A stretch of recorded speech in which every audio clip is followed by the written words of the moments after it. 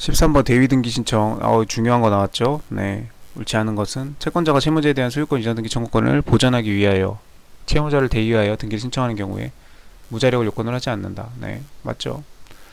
주택법 61조 3항 이거 그 주택 그 금지사항 부기등기 그거죠. 네. 금지사항 부기등기 같은 주택에 대한 가압류 채권자는 당해 주택에 입주 예정자가 없다는 사실을 증명해가지고 부기등기 말소를 대위 신청할 수 있다. 뭐 사업 시행자가 저기 할 수 있는데 사업 시행자가 안 하면은 그 가압류 채권자가 있으면은 네, 대위에서 할 수 있겠죠. 네. 주택법 61조 3항 단서에 의하면 등기할 수 없으므로 주택계 입주자로 선정된 지위를 취득한 자가 없으면은 네, 부기등기를 할 수 없죠.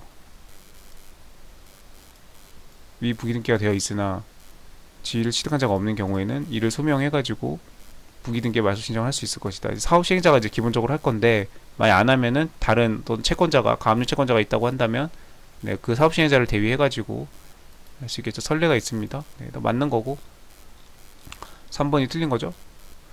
1동의 건물에 속하는 구분 건물 중 일부만에 관하여 소유권 보존 등기를 신청하는 경우에 그 1동 건물 전체에 대한 그 표제부를 개설을 해야 되기 때문에 그 구분 건물 전체에 대한 표시 저기 같이 해야죠. 구분 건물의 소유자는 다른 구분 건물 소유자를 대위해서 그쵸 대위해가지고 1동의 건물 전체에 대한 다른 건물 전부에 대한 왜 소유권 보존 등기?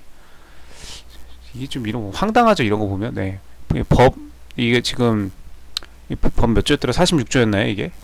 몇 조인지 기억이 안 나네. 46조 구분 건물 표시에 관한 등기 이거 이렇게 해서 다른 구분 건물 소유자를 대위해가지고 건물의 표시에 관한 등기 그 1동 건물 그 구분 건물이니까 예를 들면 아파트든 상가든 그 101동 102동 그 건물의 건물 전체 표제부를 같이 개설을 먼저 해야죠. 그리고 나서 101호 소유권 보존 등기 들어오고 102호 들어오고 403호 들어오고 507호 들어오고 705호 들어오고 1102호 들어오고 이런 식으로 들어올 거 아니에요.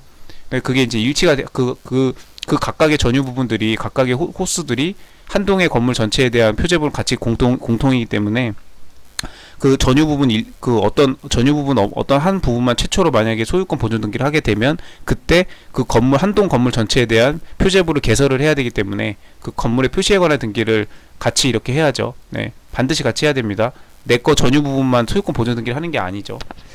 자, 근데 여기를 지금 이 표시에 관한 등기 한 동 건물 전체에 대한 표제부를 개설해야 되는데 이거를 지금 건물 전부에 대해서 소유권 보존 등기를 신청할 수 있다라고 이거를 바꿔냈어요. 좀 너무 유치하죠. 네. 그러니까 중요한 부분을 이건 뭐 부동산 등기법에서 뭐 완전 그냥 너무 중요한 조문이죠. 46조 이거는 이걸 이제 바꿔서 답으로 이제 냈어요. 옳지 않은 거를 이렇게 해서는 하긴 하는데 네.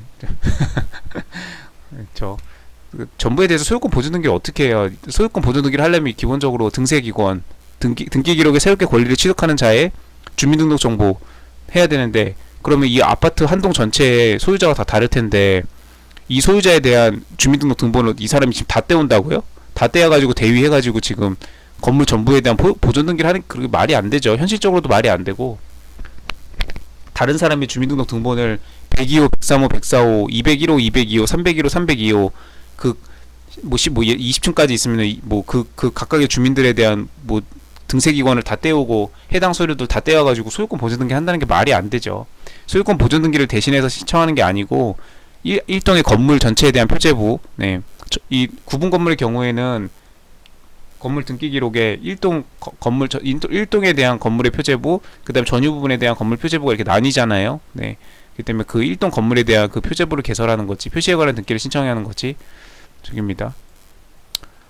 어느 부동산에 관한 진정한 소유자인 갑이 소유권 보존 등기 명의 을을 상대로 제기한 소에서 을 명의의 소유권 보존 등기를 말소하라는 판결을 받은 경우 갑은 을을 대위하여 을 명의 소유권 보존 등기 말소를 신청할 수 있다. 너무 당연한 내용이 나와가지고 뭐지? 네. 말소하라는 판결을 받았으면은 그쵸? 네, 말소를 해야죠. 그리고 내 등기로 갖고 오기 위해서는 일단 먼저 되어 있는 양립할 수 없는 소유권 등기를 먼저 말소를 해야죠. 그리고 나서 내 등기로 갖고 오는 거죠. 말소라는 판결 받아가지고 내 을을 대위해서 내 말소 신청할 수 있습니다. 네. 을이 안 하고 버팅기고 있으면은 이제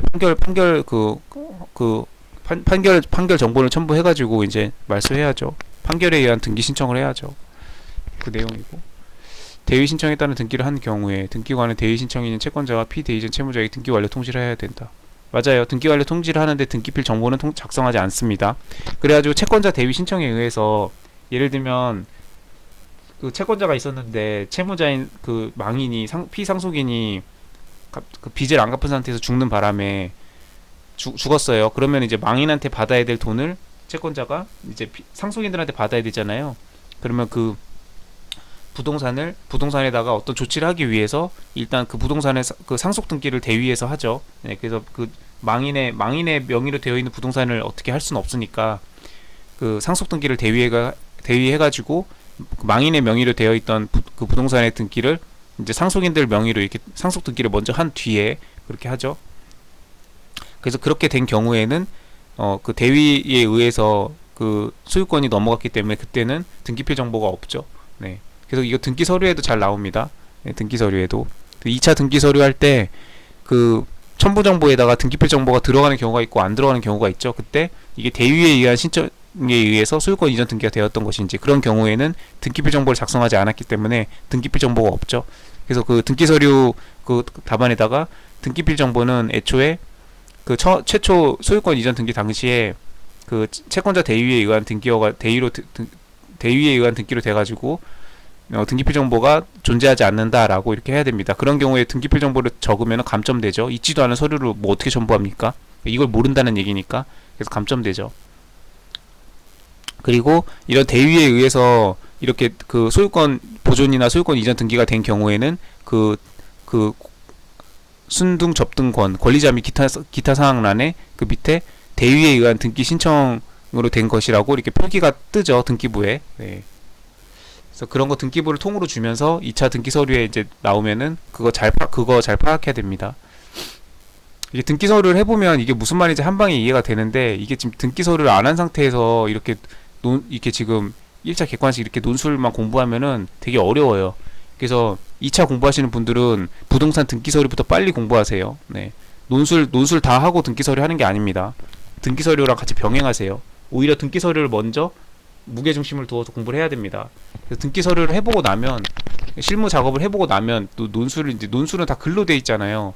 그러니까 이게 그냥 직접 그 등기 서류 작성을 해보면 그냥 한 방에 이해되는 건데 이걸 말로 다 풀어서 이게 논술로 공부하려니까 더 어렵습니다. 그래서 등기 서류 먼저 공부하라고 많이 추천들 할 겁니다. 그래서 작성 통지는 하지 않는다. 다 맞습니다. 네, 등기 완료 통지 법 30조고 규칙 53조에도 이렇게 나와 있죠. 통지는 일단 이게 채권자 그러니까 대위에 따른 등기 신청이죠. 28조가 대위자의 등기 신청에서 피대위자에게도 통지해 줘라. 채무자죠. 그러니까 피대위자가 채권자가 대위자고. 네. 이 경우에는 등기필 정보 작성 통지 하지 않는다. 이거 되게 중요합니다. 이거 등기 서류에도 나오고 논술에서도 나올 수 있고요. 그래서 이런 그 대위에 의한 등기 신청이 된 경우에는 등기필 정보 작성하지 않기 때문에 나중에 이제 이거에 대한 소유권 이전 등기나 이런 걸 할 때 등기필 정보를 첨부할 수가 없죠. 그래서 이런 거를 잘 첨부해야 되는 서류와 첨부하지 않아야 되는 서류를 이렇게 구분을 해야 되기 때문에 이런 거는 감점 기준이기 때문에 채점하는 사람들이 유심하게 봅니다. 이런 거는 다 논점으로 작정하고 낸 거기 때문에. 다음 14번 등기 신청에 관한 다음 설명 중 옳지 않은 거. 같은 등기소에 동시에 여러 건의 등기 신청을 하는 경우에 내용이 같은 것이 있을 때는 먼저 접수되는 신청서 제공하고 그 다음에 이거는 정권 원용 제공한 뜻을 제공하는 것을 가름할 수 있다. 정권 원용 맞는 거죠.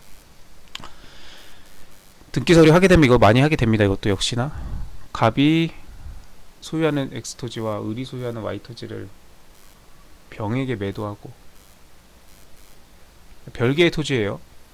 신청한 경우에 X토지와 Y토지가 같은 등기소에 관할에 있다면 한 개 신청서로 안 되죠. 이거는 안 되는 경우입니다.